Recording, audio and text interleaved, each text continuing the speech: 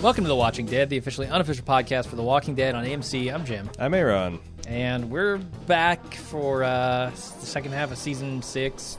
In the last 3 months, we purged all of our negativity about The Walking Dead, yeah?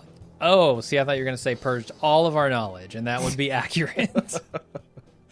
No, we have not purged our negativity, I think. And in fact, there have been some things that have kind of just fostered it for me, honestly. Some developments in the real world.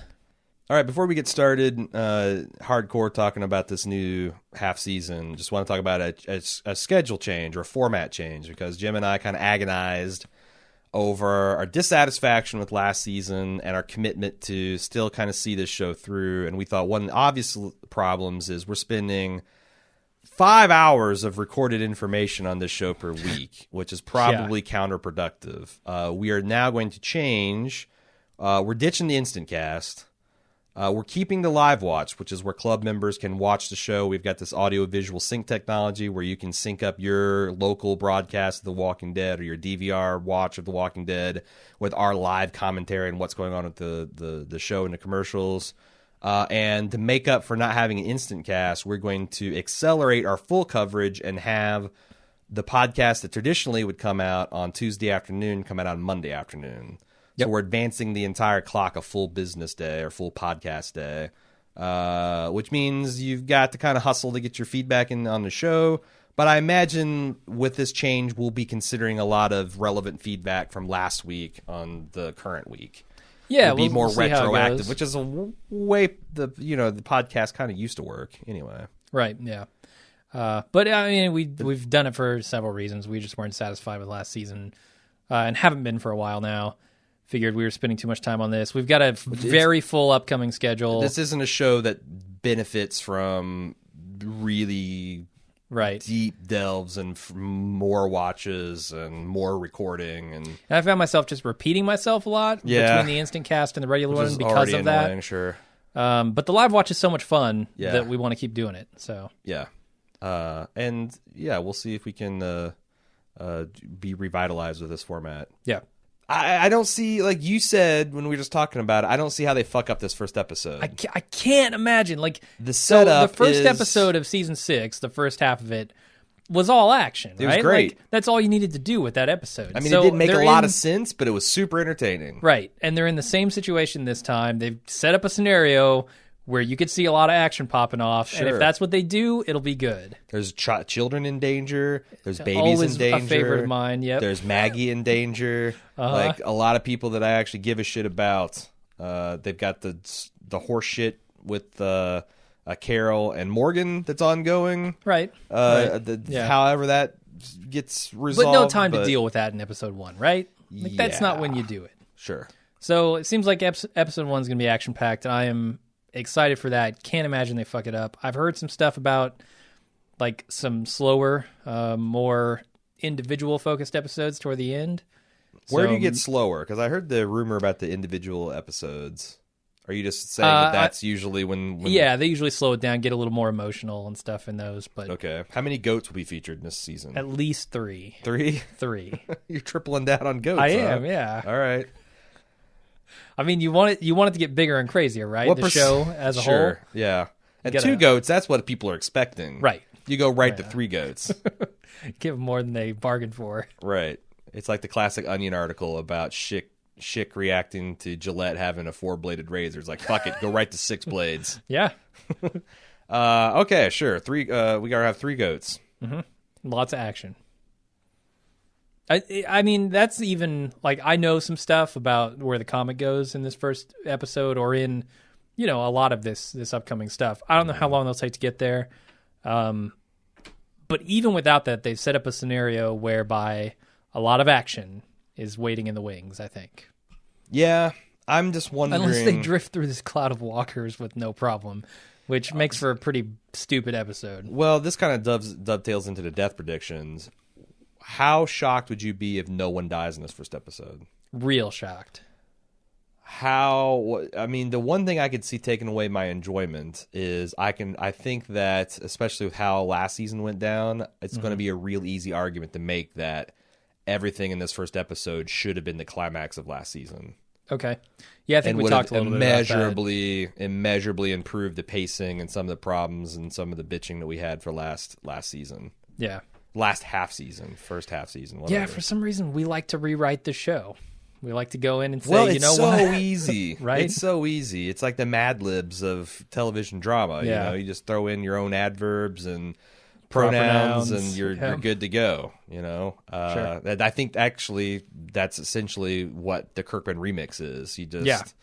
you know, blank and blank went into blank, and they moved He very insists. blankly. It's like the comics were one way, and now, yeah, He insists that when they write the scripts, they write it in Mad Lib's form. Sure. So he can go in later yeah. and fill it all in. Depending on who central casting sends his way. Right. So death predictions. Speaking of, I mean, they're pretty much the same, right? Nothing. Well, has this really is one of the changed reasons so like much. I've become less enamored of the death predictions is because I feel like the death predictions I made at the beginning of between seasons 4 and 5, I keep making them because I keep can't being wrong. believe that they're going to keep dragging out getting to the quote unquote good stuff, the meat of this plot. yeah. Like, it's in my mind, they're getting to where they're at now almost a year and a half too late. So I mean, I guess I'll say again that I think the Daryl and Glenn combination has a 100% chance of death. I don't know which of them, but one of them has to die this season, or I don't know how I'm going to stand it. Okay. Where does that leave Maggie and Glenn? Is that- Up shit creek. There is no Maggie and Glenn. There'll be Maggie. what if Maggie dies? Then who do you predict on Daryl Glenn? If Maggie dies, then I'm gonna be like, why make? I guess you Why- can. You make why her make her pregnant? You make her pregnant because that, you know, just the same way you bring out Judith when you want to get people's hearts in their throat. It's Right. extra drama when you kill. Oh, you're killing for two now, Kirkman.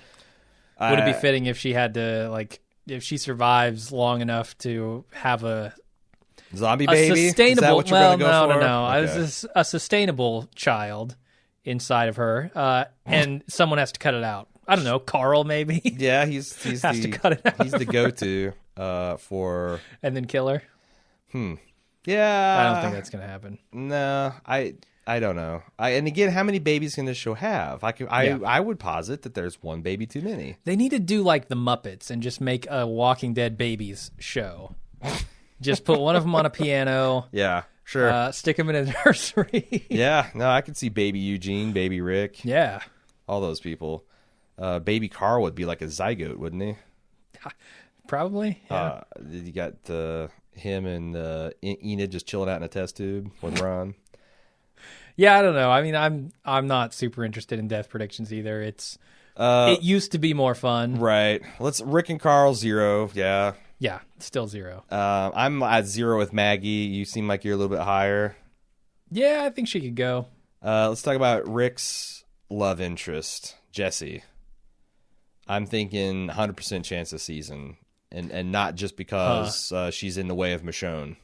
She is in the way. You're right, but not just because of that. Yeah, she's likely to die, I'd say.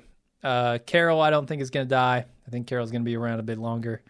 She's still got some stuff to work through. Well, I'm going to give her 50% chance because, on the one hand, if I'm right and they kill a heavyweight like Glenn or Daryl, then you got the same problem I talked about last year, which is you've only got 5 of the original crew that are well developed enough that they can kind of carry their own stories. Everybody else hasn't got there yet. So killing 2 of the original group seems excessive. You don't need that many. But on the other hand, as we argued last season, I don't know where Carol goes from here as a character. In fact, this shit she's doing with Morgan, I kind of see as a regression back to her, prison arc, where she kind of takes matters in her own hand and she acts unilaterally without group approval, which I get is something Morgan's doing too, but I just find that whole thing annoying. So yeah, I feel like she might come back toward the middle. She might be the one who can find the sustainable middle ground between who she's become, the Rambo-like Carol, and Morgan. yeah. I feel like she can maybe synthesize the ideas of everyone into a workable apocalyptic human being. What you have to have a dramatic moment to do that. What pushes her back to the middle? Because this thing with Morgan, if anything, is just radicalizing her. Right. No, it is. I kind of got the vibe, like I was watching some of the previews, and you know how they do like cuts back to previous seasons and stuff, and they were showing, you know, Carol kind of dealing with the wolf situation, and she's got this big W sprawled across her head, and she's like, I don't know about this W thing. Like, I feel like maybe she's starting to acknowledge that she's gone a bit too far in the other direction. Okay. But I'm not certain of that. We'll see where they take that. But I think she's been one of my favorite characters throughout the whole thing, and I hope she doesn't die. Okay. Who else are we leaving that here? I know. Let's do with the 3 latest kind of steady entries. I guess, and that's been a couple seasons now. What I'm getting at is Abraham, Sasha, Eugene, Tara, Rosita, and Tara. I guess that's the 5, the big 5. Yeah, those are kind of the new. Because you've also got Heath from last season, right? You got the medical. You got Aaron. You've got is it Patricia or Denise? I don't remember the doctor's name. Denise, right? Something like that. Patricia's rolled up with Heath, I think, but we don't really have a good beat on them yet. Yeah. All right, let's stick with Abraham. Let's stick with Abraham, Rosita, and Eugene. Any death ideas on that? Eugene can go anytime. I mean, aside from his friendship Do you with think he Tara, will, though? I feel like they're trying to tell some arc with Eugene, and they're feels like they're in the middle of it, and I don't know where it's been okay. Like it's very okay. I felt like I don't mind their arc, like Tara and Eugene's arc together. I was ready for him to step up last season at the finale. I know the mid-season. You didn't like how he froze. No, especially after he jumped in to help Tara. And especially after Rosita took him to the side and did some one-on-one instruction. Like, I feel that this is another thing where The Walking Dead is doing. It's just kind of character paralysis. It is. It's like waffling. We're trying to tell a story, but we always roll that back on the new episode. So Eugene can always be the eternal coward and the eternal man-child. No growth. He can go through the motions of growth, but when the chips are down, revert back to type. You got to grow. You got to grow or you die in this world. So maybe he won't make it. I think he'll get killed. I think the writers have plans for him. Abraham, I'm worried because I feel like his happiness with Sasha paints a big target on his back. And much like Jesse's targeted on her back, number one, because she's saddled with Sam. Yep. Who's got flashing red lights all over him. But also, Rick loves her. Rick cannot be happy for this show's format to succeed. No. So she's in deep shit. What do you think of that analysis? Yeah, I feel like that's fair. So are you saying like Abraham or Sasha in that go duo? Abraham, but it would honestly be more interesting for Sasha to go and see how Abraham deals with it. Can he stay strong? Can he stay off the sauce? You know, right. Right now, honestly, Sasha feels like the stronger, like the more mentally fortified character. It's strange too because she went so far in the other direction. But that's the thing, like, that's a very recent development. Like, she's just coming off the almost getting everyone killed at the bridge fiasco. Right. That's why I said right now. Like, as of the end of season 6A, I feel like Sasha's a little bit mentally tougher than Abraham. Okay. I don't know. He's screaming in Walker's faces. I'm not sure.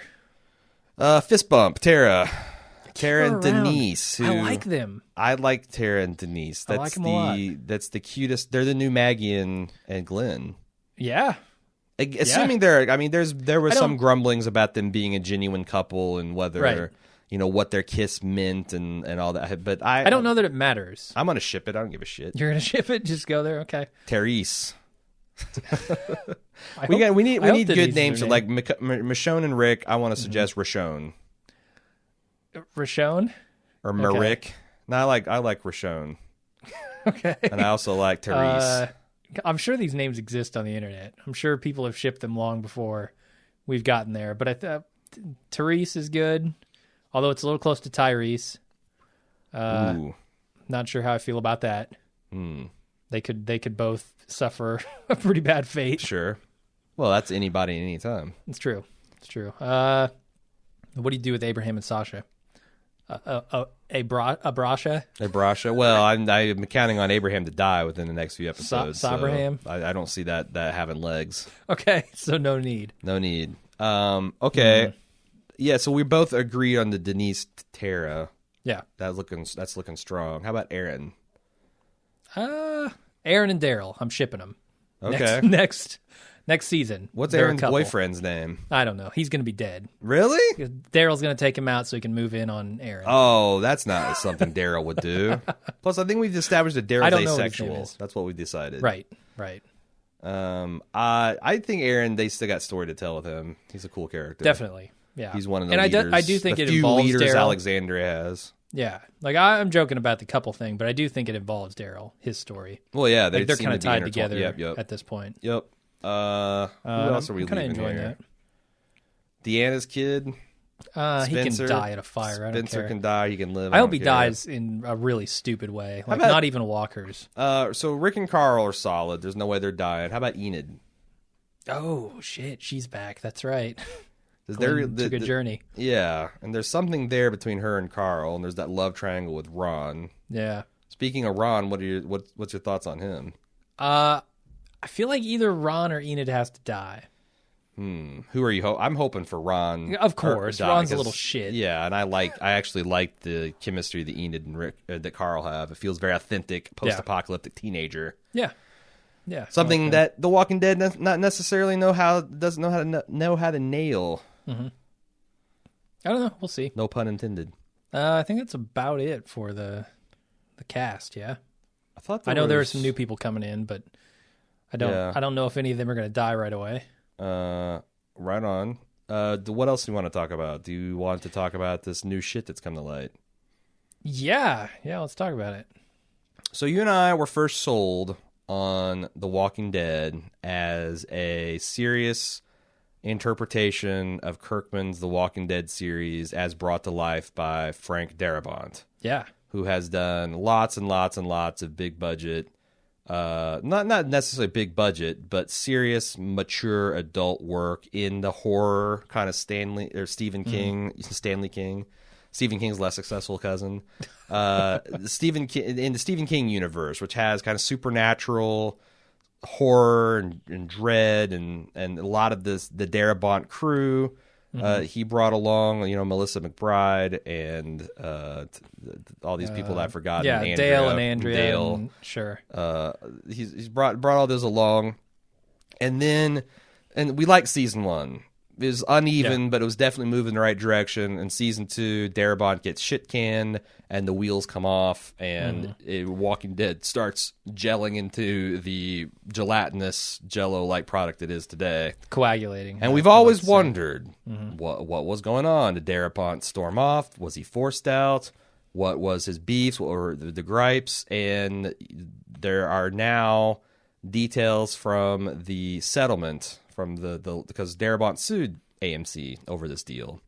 With good reason, in my opinion. Seems like it. What are the litany of things that you found? What are the things you thought most compelling or infuriating or interesting in the transcripts of this testimony? Well, I think I'll find a transcript and link it in the show notes too. Yeah. It's interesting to read his deposition and some of the facts that have come out. But I think the most egregious thing to me was the kind of self-dealing aspect of the whole thing. Yeah. Where AMC, the distributor, I think, goes to Darabont, says, "Hey, develop this show for us." He develops the show. He brings it to them, and they say, "We're gonna see how the show does with like a Lionsgate or somebody producing it, like actually making the show." Yeah. He does the formulation of the show, brings it to them, and they say, "Well, we're going to produce it in-house." Okay, fine. And they say, "We're going to see how the show does before we agree to any of like your percentages and stuff that you'll get from this." And so they make the show themselves, and then they do a license deal, like this sweetheart self-dealing bullshit with AMC, the distributor, where they license it to them for an egregiously low number. Some number like 1.4 million an episode, which is less than half of what it costs to make these freaking things. Uh-huh. So that there is, and it's a perpetual deal. It's in perpetuity. You got a lot more of these details of this stuff down than I do. Holy cow. With like the entire run of the series. So he's basically stuck never making $1 off this, even though he owns like 10% because they're never going to record a profit. Okay. So he's suing them over that, which I think is the most egregious thing. And this is not the first time that this self-dealing stuff has come up. Right. Like there are a lot of other shows like X-Files and Sure. a bunch of stuff which have had lawsuits or are suing currently. So kind of a thing right now, these self-dealing vertically integrated companies. Well, I thought it was interesting that in season 1, when season 2, there's a lot of interviews with Kirkman and Darabont where they're like, wow, we're really excited to see what you do in season 2 with the expanded budget because no one knew this was going to be the hit, and it was a hit. Right. When you find out that they actually cut the episode, like the budget went from like $3.2 million per episode to $2.6. And AMC said that the 30% discount you get from the state of Georgia for filming there, we're also keeping that. Yeah. So essentially like a 25% budget cut across the board for season 2 when he assumed, given the success of the show, sure, which was just enormous, that he'd be getting a budget bump. Yeah. And then he talks about like the conditions that the actors are acting in these 100+ degree Georgia heat, Georgia summers. Well, that's the other thing that like AMC stipulated that no more than 50% of the scenes can be shot outdoors. Which explains why so much of the action was set in and around the damn farm and the farmhouse, and why they were kind of stuck there. Because, we've said it many times that The Walking Dead seems to function best. Your mileage may vary, but when they're on the move, it seems like it's more realistic. Like, it's fine. It's fun to hunker down in a fortified location like the farm or the prison for an arc. But they need to be moving on until they get to some place like Alexander might be the first place where you can actually plausibly settle down and tell a story there. But AMC essentially puts in the contract that you can't do that. That you have to, as another cost-saving measure, you have to guarantee that 50% of the scenes are set indoors. Yeah, and then it just becomes apparent to me, based on the testimony here, that they are incredibly greedy and not wanting to put money back into the show. They just want to pocket it.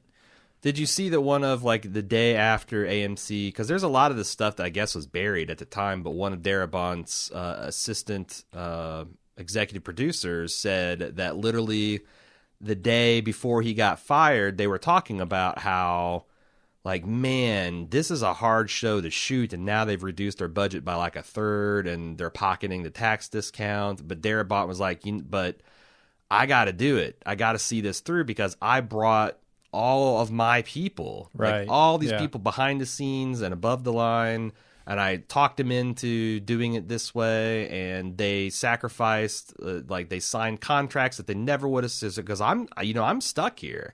I got to make sure I take care of my people. Then it gets tossed out, and you start, reading discuss, about why Dale wanted, the guy who played Dale, right? What's his name? Jeffrey DeMunn. Yeah. All these guys, these Jeffrey DeMunns of the world, the Andrew Lincolns of the world, the John Barenthals of the world. They all signed up just to make this thing with Frank Darabont, and then he gets tossed off, and then you saw this mass exodus of talent. Yeah. And, it's one thing to write characters out of the show for plot reasons. It's another to be forced out because you got unhappy people that want out of their contracts. And I feel like that, how much of The Walking Dead, how much of these remixes happen to accommodate that stuff? Yeah, it really feels like this show has been shaped by the money. Yeah. Less so than by the creative talent behind it. Which is something we always suspected, but to an extent that was greater than I could have anticipated. Yeah. Like, it's very clear that AMC, the executive side of AMC, does not give a shit about making this show good. Yeah. It's all about how much money can they make from it. And what's going to be interesting, because for the first time, The Walking Dead started to bleed audience last year. I wonder whether, if that trend continues, that the execs will either loosen up the pocketbook, or they'll even go into more like, oh, we really got to tighten our belts because we got to pump this cash cow for every last move. Right. Will they ride it into the ground? I don't know. Because again, there's The Walking Dead could be a story that's told for 20 years if they wanted it. Right. I just don't know if the audience will be there for 20 years. Well, I mean, I can't imagine. You could. I mean, you see there's shows that survive that long, like The Simpsons right now. Yeah, I guess. But it's. Do you know anybody who watches The Simpsons? I mean, people Still? do. I know, but do you know, like, No, anecdotally? I I don't know I don't. anybody who still watches. I don't know how it's still on the air. I don't honestly. know. Like, I haven't watched it in like 4 or 5 years, but like Right. I hear people that every once in a while check in. I'm like, you know what? It's still pretty good, but Yeah. yeah, I don't know. But I feel like there's nothing precluding a well-run, well-executed show from running that long. And it would be kind of interesting to do a long-term concept like that. But Yeah, you'd have to have Richard. I think it's what's more Linklater. likely is they're going to run into the ground and really burn people off with this Fear the Walking Dead, which is, Right. in my opinion, a substandard product of a substandard product. Yeah. And it's going to be, I don't know, but they could also turn it around this season. Because they've said so many times, like, I saw you were watching in the studio the interview with Andrew Lincoln, and he's like, yeah, Right. this is the part of the comics I've been really been anxious to get to. It's like crazy and it's epic as and he it's bumbled bloody. towards it for the last 2 years. Yeah, Right. and he's right. Like, this chapter of The Walking Dead is very exciting and very intriguing, and has a lot of great characters and epic moments. Will we see that on the screen? I don't know. I mean, I think it's. I've always kind of thought it was a mistake to milk this for so long. Like, you've got great material, go for it. Like, do it. Like, But I'm that budget shit. Like, every time you have an episode, like we made Right. jokes, but I kind of think if we see an epic episode 1, I'm going to predict the rest of the season is going to be bland because I feel like they've got to pick their shots. Right. They got 2, maybe 3 episodes that they can really make it pop, and then they got to tell stripped down bullshit story. Not they don't have to be bullshit. Sure, Since yeah. Walking Dead tends to struggle with the quieter character driven moments when the zombie spectacle isn't on the screen, it kind of grinds to a halt. It just seems like a shame because for $1 million, if $1 million an episode would allow us to have the quality commiserate with like Carol kicking ass at Terminus or the first episode, the Stone Quarry zombie gambit, then I would love it. yeah. No, it could really be amazing, but like the attitude just isn't there. I feel to make this show really great. And it's not even just a case of like the money wasn't there. It's more like they've eroded it feels like they've eroded some of the camaraderie between these people to the point where I don't know if you can make a show like when you disagree. You hear, I feel like Vince Gilligan talking about Yeah. his time Yeah. with these shows. Like, I never hear the showrunners talking about how great it is to work on the shows. Nicotero does, but he's been there kind of the whole time, just doing his zombie thing. No, I feel like Gimple also is always. I mean, honestly, all the actors I and don't know if I believe Gimple though. oh well, that's fair enough. But I'm saying they talk a good game. They talk Okay. and I do Yeah. from what I've observed of the actors and actresses, they do tend to really dig working. I mean, they it feels like it's a fun set, and they're bonded over adversity, and like those 120-degree days has a tendency to kind of weld you together into a family. Sure. So I feel like they have a lot of fun and they believe in what they're doing. But I also think that I've seen a lot of the actors when they talk about their characters, they do a lot of headcanon that just Yeah. not, and you see that a lot in the Talking, and the Talking Dead gets on. And they're like, well, I always thought that blah blah blah, or maybe you didn't appreciate that blah blah blah. Well, all that blah blah blah didn't make it on the screen. So what they're telling themselves and the Yeah. story they're telling themselves, I wonder. I sometimes wonder if they sit down and watch the show, Well, yeah. I mean, or they just remember how it was filmed and how they Right. interpreted and their own motivations, and that's why it seems better when you hear them talk about the different arcs. And like, wait a second, I remember watching Chad Coleman and Melissa McBride talking about the two little crazy girl arc, yeah. the Look at the Flowers arc, and it's kind of amazing. Like, man, if that was actually what was on got up on the screen, that would have been really cool. Right. But unfortunately, whatever is in Chad and Melissa's memory isn't actually what got filmed. Yeah, it's more about like the episodes when they're being made. Mm-hmm. You know, I mean, the actors can bring everything they can to it, but you're still gonna have a bad show if you don't have the writing and the direction you need. I don't know what else you want to talk about. There are some spoiler things we can get to. We do. We can do some music and then We do. head out to the spoiler section. All right, well let's cut it off here, and we'll be back next Tuesday or next Monday with the first episode of the new season. Hopefully, it'll be a doorbuster, a zombie doorbuster. really kick the hinges off that gate. Come right on in. It's already happened. So we know it's gonna be. Yeah. I just hope it's good. Sure. I hope it's exciting, and For our sake. all of the right characters die. All of the Yep. right characters live. Yep. All the right bites on all the right faces. Yep. But we'll see. So until next Monday, I'm Jim. I'm Aaron. See ya. Hey, before we get to the spoiler section, I wanted to take an opportunity to pimp out the club, the Bald Move Club, which you can find all the information about at club.baldmove.com. Got a lot of cool features coming down the pike. Number one, we got the live watches that we already talked about, where you can watch The Walking Dead with us and kind of sit on the couch and laugh at it and gasp at it and do all the things you can do with The Walking Dead to it. No goats harmed in the making of these live watches. You can also, we got a new feature called Quit Your Pitching that we debuted for everyone. You can go to baldmove.com and check it out now. This is where Jim and I randomly generate television show names, and we do hypothetical pitches on these hypothetical shows, and we try to make it fun as bonus feature for our club members only. Again, the first one was free. We also got First Run Bald Movies, which we're excited about. This is where we're picking our shots, and we're taking some anticipated films or films we're personally interested in, and we're doing a light 10-minute non-spoiler review up front for everyone, and then we do a in-depth spoiler take where we just talk about the movie until we're done talking about it for club members only. We just did Hail Caesar last week, the new Coen Brothers film. We did The Force Force Awakens. Yep. Before Christmas. You can check out those for online at baldmove.com. We're doing Deadpool, That's right. the probable Marvel dumpuary train wreck.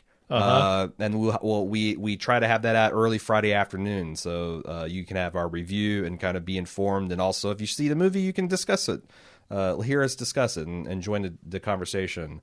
All that stuff is club features. It's low priced. It's economic. You ad free feeds and VIP access to the forums. A bunch of other cool features. To say nothing to Lunch with Jim and Aaron and On the Rocks with Jim and Aaron, and just a whole bunch of just more Jim and Aaron than you can legally consume in a given week. And you can find out how you can get that at club.baldmove.com. And we're back with the spoiler section. We've got some casting stuff to talk about. Yeah, we've got some Negan stuff to talk about. So someone in the forum posted that Alicia Witt, last of season 5 Justified infamy, I guess, because season 5 of Justified kind of sucked. She was the pretty hot bartender? No, she was the redhead that was the mother / cousin of her nephew / son. Yeah, That's everyone in Kentucky. What are you talking about? yeah. Well, do you remember the Crows from Florida? She was the sister that was like the lawyer paralegal. sister. Yeah, kind of. Sure. She was Paul Atreides' sister. Practicing in Dune. Florida law. Yeah. She's in it. And I don't know who she's going to be. Like, my first thought is she's one of Negan's wives. One of? Does he have many wives? Oh, yeah. Oh, okay. Oh, yeah. I guess why not? It's a post-apocalypse. Yeah. You can, you can get away with that shit in the apocalypse. Apparently so, yeah. Warlords can pretty much do what they want. Well, if you can have a fucking tiger as a pet, I think, yeah, you can do whatever you want. She could be like, I don't know if they're going to explore the various other communities, like the Kingdom, which is where you get the tiger coming in, or the Hilltop. I feel like to really tell this story properly, you need at least one other location, because that's the climax, is these post-apocalyptic communities band together and defeat Negan and his forces instead of being selfish and just kind of fearful, and they take a stand for and forge a new society, which is interesting. Right. And so I don't know how they do that for The Walking Dead. Yeah, I don't know how they do that without, maybe it's they change it if it's a single location. I'm playing devil's advocate. It's just a story of Rick molding this ragtag idiot force into an effective fighting courageous unit. Okay. That seems less interesting. Well, yeah, but they have to build to it, right? Yeah, they would have to. So maybe introduce one of those places. Yeah. This half season, and then get to the real stuff next season. So I guess she could be one of the community leaders at one of those other outposts, or again, there's some sort of meat into some of these Negan's wives' roles and how they interact. Because these wives didn't always belong to Negan. And what kind of resentments and hostilities might brew within this guy who just comes over and, takes over. She's just going to be a zombie extra. Sure. Cast me as a... Why not? Level 2. I don't get the full makeup treatment because I'm not super close to the camera, but... The other thing, we were talking last season... Negan was cast as Jeffrey Dean Morgan, who played, the last I know, the comedian on The Watchmen, which we thought that's a great choice. Yeah, that is. I'm excited about that. I haven't seen a lot of other casting news. Mm-hmm. Do you have any other spoilers you want to talk about, or should we get right to the feedback? I don't know how much you want to talk about the actual episode itself, but like I was talking about with the action, there's a lot of spoiler action that I know is coming up with Sam. Now it's swapped. It's going to be Sam in this crowd of walkers. Mm-hmm. Some shit's going to break bad with all of them, and I'm super excited for that. Shall we get to the feedback? The spoiler feedback. Edmund C. said, there were two things I found important that I wanted to get your views on. The first is the Enid has taken the role of Sophia from the comics. Now, if you recall, in the show, Sophia died and was last seen coming out of the barn and getting blasted by Rick in season 2. Yeah. In the comics, she survives and thrives. Okay. But she thinks they're going to take the role of Sophie. This becomes apparent when Glenn is adamant about taking her back and his comments about his wife wanting him to. This is important because in the comics, Maggie is left with the unborn baby and Sophia in the wake of Glenn's murder at the hands of Negan in the comics, and puts a huge burden on her shoulders taking care of 2 kids during the zombie apocalypse, as well as taking on Negan. Is this a hint Glenn is doomed? Again, I feel like that either Glenn gets beat to death by Negan at the end of this season, or Daryl does. All right. Because anything else would feel like a massive cop-out. And we know, who... honestly, if he beats Father Gabriel to death, who cares? Yep. Rick and Carl cannot be beaten to death. Right. I guess Abraham would be the safest choice. It would still feel satisfying. Yeah, just because he's kind of a big dude and the fans like taking out such a strong player is sure, but you'd still you'd still save Norman Reedus, right? And you'd still save Steven Yeun. I feel like there's so much more to do with Michonne that you can't beat her to death. Nah, you gotta Rick and Michonne, right? At some point, you gotta do it. Well, if not, Michonne, my interest in Michonne is not just as a love interest for Rick. I think she's a fascinating character. Sure, yeah. And she's had a really nice character arc, and she's one of those... Well, that's why I'm saying, the further fascination with her is going to be Rick and her getting together, because she has had such a strong arc. Sure. But I think it's kind of played itself out, But on the other hand, if they do the Kingdom scenario, she actually falls in love with someone... Oh. Or if not falls in love with, does the Michonne... The tiger? Yeah, exactly. She has a relationship with Sasha. Is it Sasha the tiger? Anyway. Again, I have deliberately not reread the comic arc because I do not want this to be fresh in my memory. I think I'm going to go back and see how far we get into the arc and then read it at the end of the season. Mm-hmm. Probably in between, because you can read 30 comics in a couple hours. I'll probably do that between the last episode of this season and the wrap up that we traditionally do. But no, I've stayed away, so I'm not super familiar on all the ins and outs of coming up next. Yeah. But anyway, we should get back to what Edwin was talking about here. The second thing I wanted to talk about is a kind of what if with the group walking out at the zombie herd. In the comics, this proves to be disastrous as Ron starts to talk to his mom and attract walkers. It's during this time that Carl is shot through the eye. In the comics, this is done by Douglas, who is the analog to Deanna in the TV series, who is dead and can no longer accomplish this unless zombie Deanna comes out with her 6-shooter blazing. I have heard tell that we're going to see a zombie Deanna, but there's some promos that hint at that. Really? All right. More than hint at it. They show a zombified creature with Deanna's necklace and wedding ring. So I hope the Spencer has to take her out. yeah, That'd be something to, stiffen him up a bit. with a broken bottle of booze. He's got to jab it into her skull. With only things he looted from the food pantry. Right. He kills her with Can of beans. Who kills her with lasagna noodles. So here's his predictions of the ways this can go down. Number 1, the wolf that Morgan let out. Yep. Shoots him on the way out of Alexandria. If this is how it goes down, will Rick blame Carol or Morgan for it? Or possibly both. 2, Deanna isn't dead and comes out of the house like a madman with that gun. This seems unlikely, but I don't put anything past the Walking Dead writers. No fucking way. She's done. She's no dead. way. If She fired all her shots. She's dead. Yeah. Gabriel freaks out, and when shit goes south and starts shooting, this could happen as he's shown to be kind of a coward. Sure. Yeah. 4, a firefight erupts in pursuit of the wolf, and a member of the Alexandria squad does it. My money would be on the wolf, which would cause friction between Rick and Morgan about his views on life. I think the most likely scenario that I'm kind of surprised Edwin didn't shoot at here is Ron.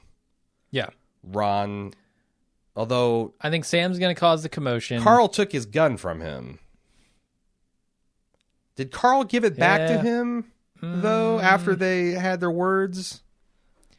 I don't think so. I'm not sure. He might not have a gun.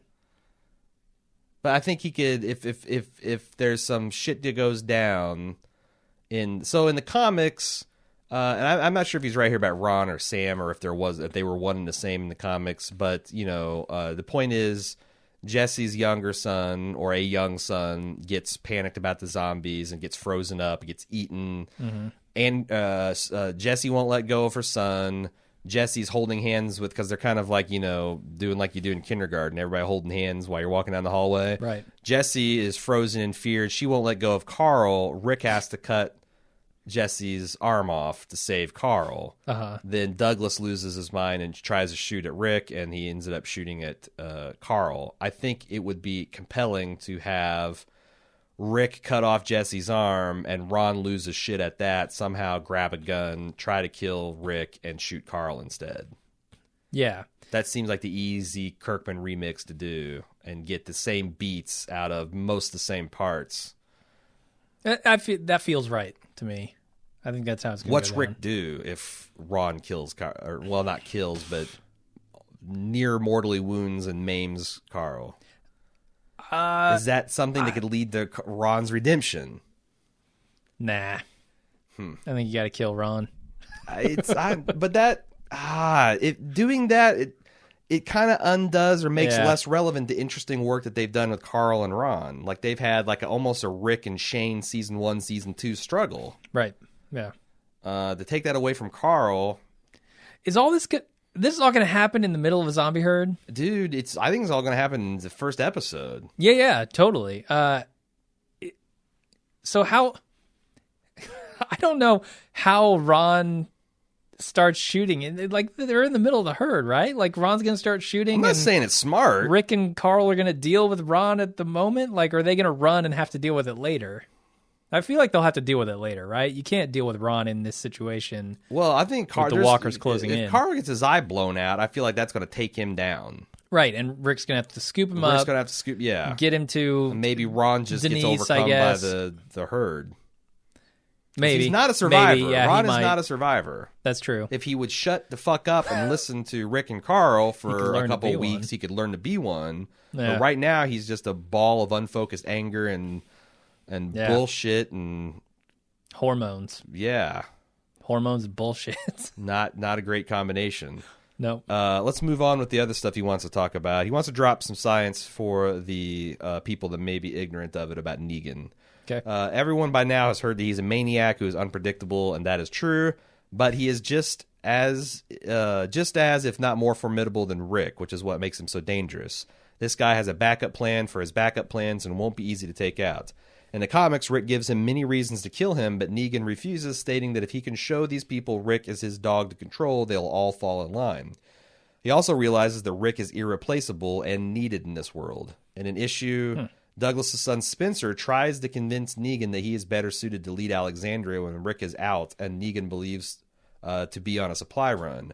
Negan laughs at him and states that Spencer is a coward for offering this to him, as he's here behind the walls while Rick is out getting shit done, then kills Spencer because of his insubordination. All right. The guy's such a great character, and I feel will really lift this show up if the writers don't fuck it up. That's true, because while Negan is unquestionably evil and malevolent, he's kind of got that Wrath of Khan thing going, where there is just enough rationality and cunningness that admire is not the right word, but respect. Mm-hmm. And I'm really curious to see how they deal with his ridiculous use of language. And I know that's a lot coming from me, but this guy just swears like he's breathing, and I don't see AMC being able to do that, and he's kind of already like it's a kind of played for laughs in the comics, but how do you play that? Yeah, and without it, is Negan too dark that the audience won't properly appreciate him? I don't know. It's a good question. I'm not even sure they can walk that like evil but respected line. Like I don't know if I trust look what them they to did to hit the that governor. nuance. And the governor didn't need that nuance. The governor was just an out-and-out evil lunatic. Right. I mean, he had a very just embarrassed, and he had much more of a veneer of civility in the show than he did in the comics. Yeah, so maybe they can. I don't know. I don't know either. We'll find out real soon. Big test of the Gimple production. Olivia D. This is the big spoiler. This purports to be a synopsis from a reputable spoilers source. Mm-hmm. We shall see. It's actually, I guess the site's called Spoil the Dead is where this came from. So you have a cold open where Sasha, Abe, and Daryl, who she names Team Sad, continue their face-off with the group of bikers, which we saw last season on the Stinger, the Into the Badlands Stinger. After Team Sad hands over their weapons, the lead biker orders one of his men to take Daryl to search the truck for booty. Meanwhile, words are exchanged between Sasha, Abe, and the lead biker, as seen in the promo. This results in a biker aiming guns at both Sasha and Abe. In typical Dixon style, Daryl saves them from disaster by subduing the savior he was with, then blowing up the bikers to bits with a rocket launcher. Yes. Team Sad hops into trucks and heads home. I do, but like this is why I don't like these synopses.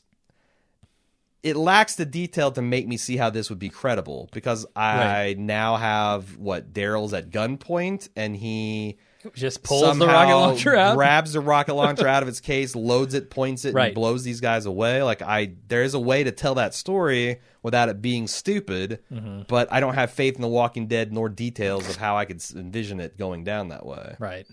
It'd be more like cool, I think, if Daryl was just kind of hiding in the truck.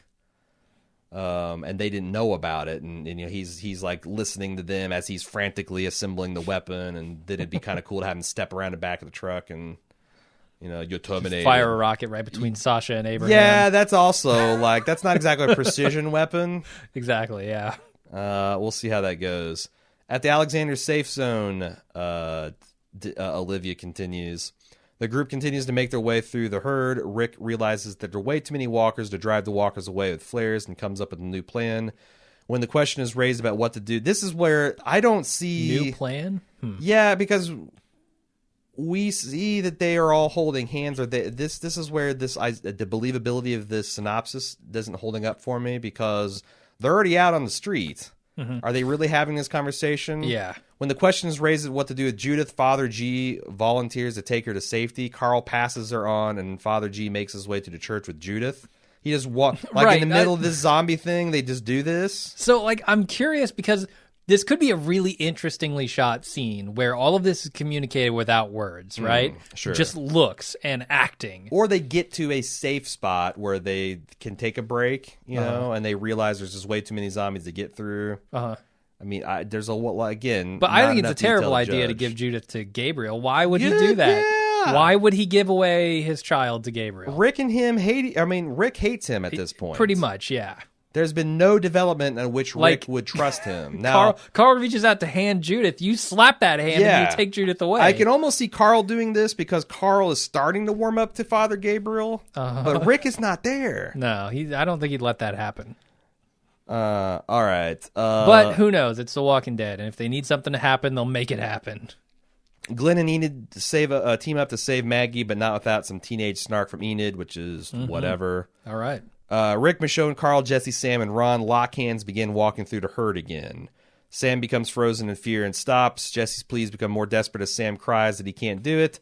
A few walkers notice Sam and inevitably sink their teeth into him. Ugh. As Sam dies screaming, Jesse becomes paralyzed. A watcher latches onto Jesse's shoulder and she doesn't react. Suddenly she is swarmed and yet continues to tightly grasp onto Carl's hand. Carl's desperation shows as he tries to free himself. Oh, looks like I'm a genius. But looks to Rick for help. Having no other choice with the walkers creeping on Carl and seeing Jesse as a goner, Rick hacks off Jesse's hand with his trusty red axe. See, this all feels right to me. Yes. Ron picks up Jesse's gun off the ground and aims it at Rick.